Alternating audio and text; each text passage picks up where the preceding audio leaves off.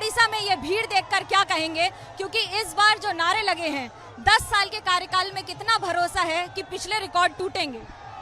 आपने देखा होगा, मैं जहां से मैंने ये लोगों के दर्शन का कार्यक्रम शुरू किया, लोगों का जो उत्साह है, उनकी आंखों में जो एक चमक है, उसके साथ साथ अपार विश्वास की अनुभूति है और दोनों तरफ है ये विश्वास का भाव। मैं उड़ीसा में 2 या 3 बार यहाँ अलग अलग जगह पे गया हूँ।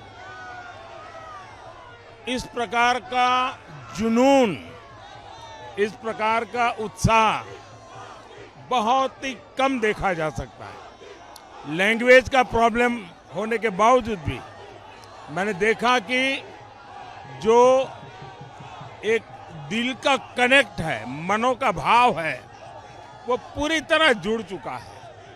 और मैं पक्का मानता हूं कि उड़ीसा की लाइफ में ये एक बहुत बड़ा टर्निंग पॉइंट है।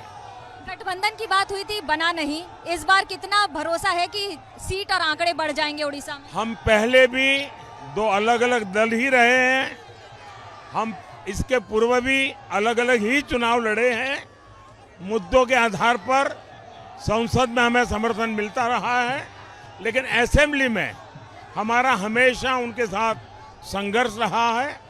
और कारण ये है कि उड़िया की संस्कृति, उड़िया की मिट्टी की सुगंध इस गवर्नेंस में नजर नहीं आ रही है। सामान्य मानवी कट ऑफ फील करता है।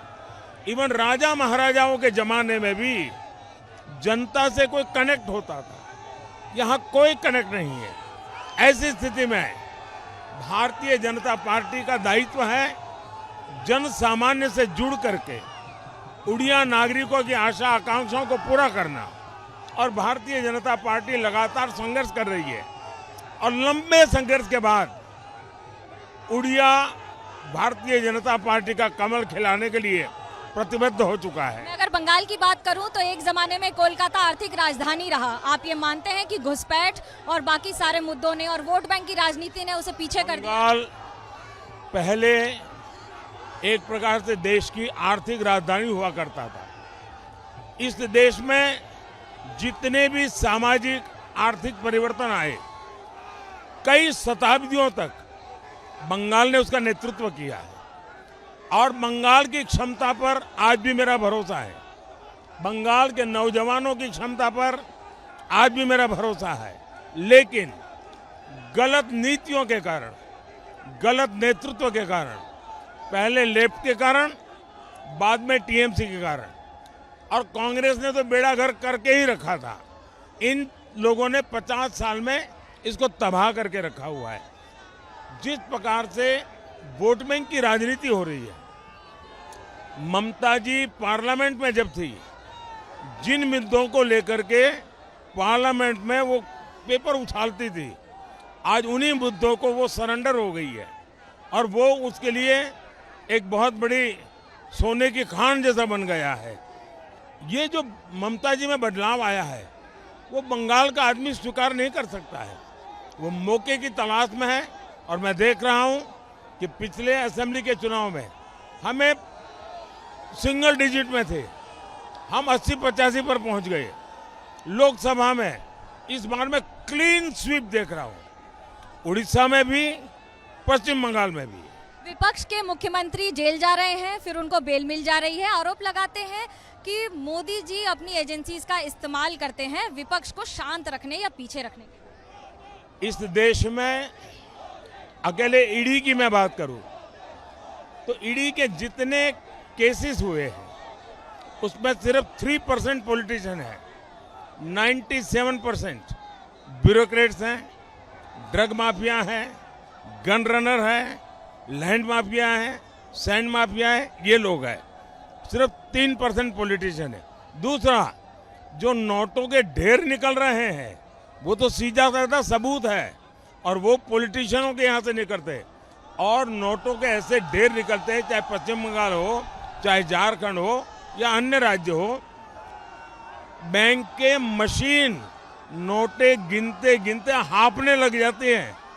ये हालत हुई है और इसलिए हिंदुस्तान के लोगों के ना करीब करीब 1.25 लाख करोड़ रुपया जब्त हुआ है। अब ये निर्दोष लोग होते थे, पैसे आए कहां से?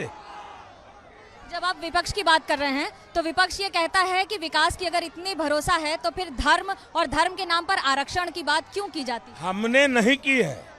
कांग्रेस पार्टी भारत के संविधान की भावना के पीठ में छुरा भोंक रही है।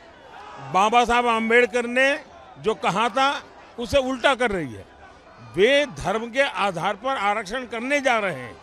हम इसको रोकने के लिए प्रतिबद्ध हैं और मोदी की ये गारंटी है, जब तक मोदी जिंदा है मैं एससी, एसटी, ओबीसी उनके आरक्षण में से रत्ती भर भी धर्म के आधार पर आरक्षण नहीं होने दूंगा। मैं इसके लिए जीवन भर लड़ता रहूंगा। मेरा आखिरी सवाल, महिलाओं और युवाओं का आपको बहुत समर्थन मिला है, इस बार कितना भरोसा है?